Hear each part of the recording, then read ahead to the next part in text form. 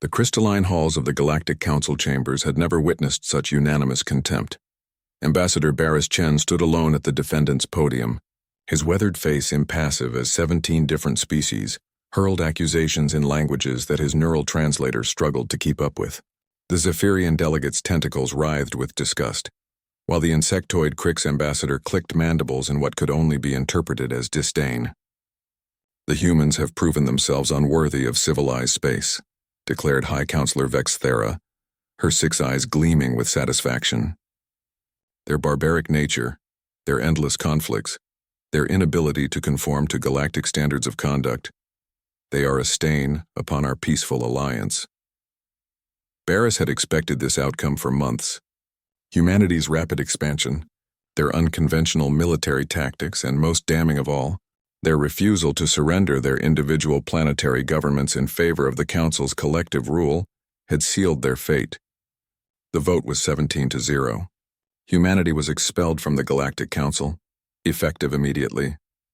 "You have 72 standard hours to withdraw all human vessels from Council space," Vexithera continued.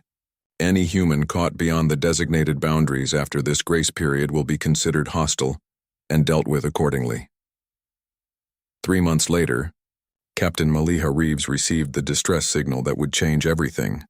Her patrol ship, the UES Defiance, had been monitoring the outer rim when the desperate plea crackled through her communications array.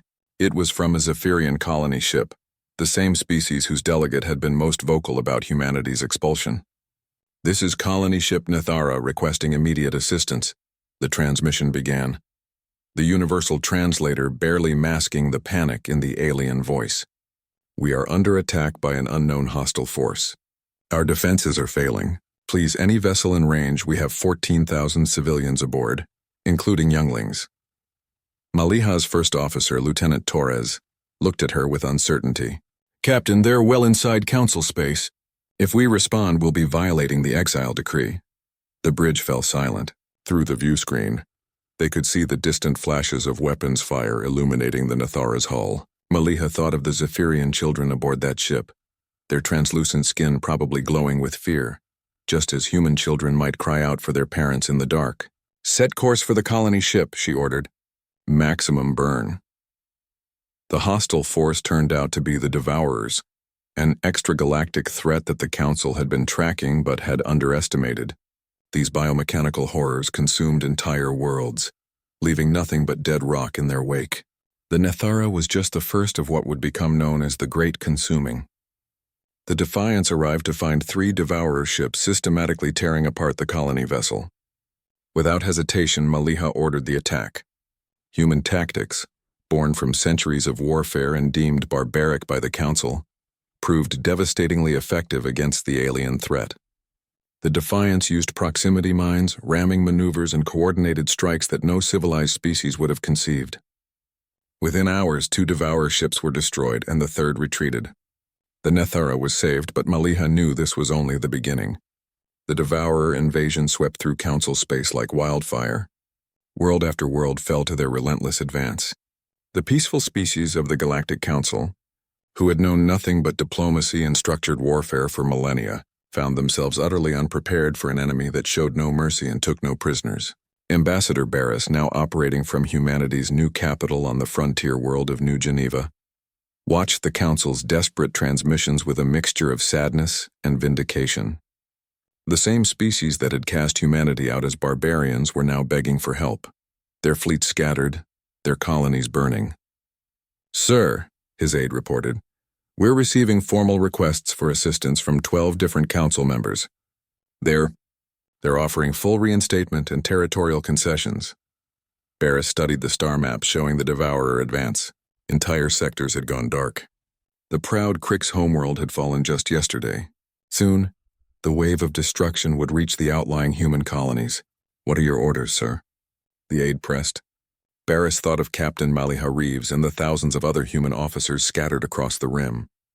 He thought of the children, human, Zephyrian, Crix, and others, who would die if the Devourers weren't stopped. The Council had called humanity barbaric, but perhaps barbarism was exactly what the galaxy needed now. "Send a message to all human fleets," Barris said quietly.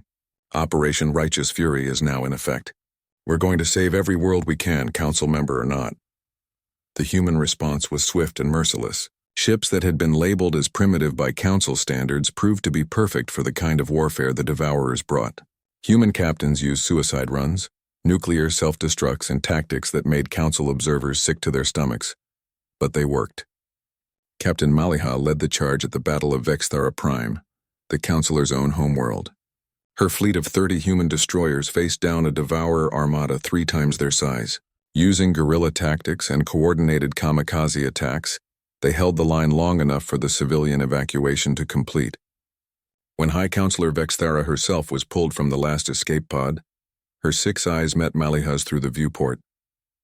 The human captain's face was streaked with soot and blood, but her expression was one of quiet determination. "Why?"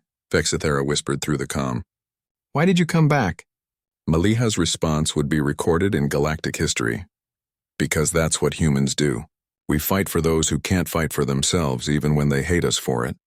The war lasted 18 months. When the last Devourer ship was finally destroyed in the Outer Rim, humanity had lost 60% of its fleet and countless brave souls. But the galaxy was safe. The reformed Galactic Council now had a human as its supreme military commander. The species that had once been cast out as barbaric now served as the galaxy's protectors, their primitive instincts and savage tactics recognized for what they truly were.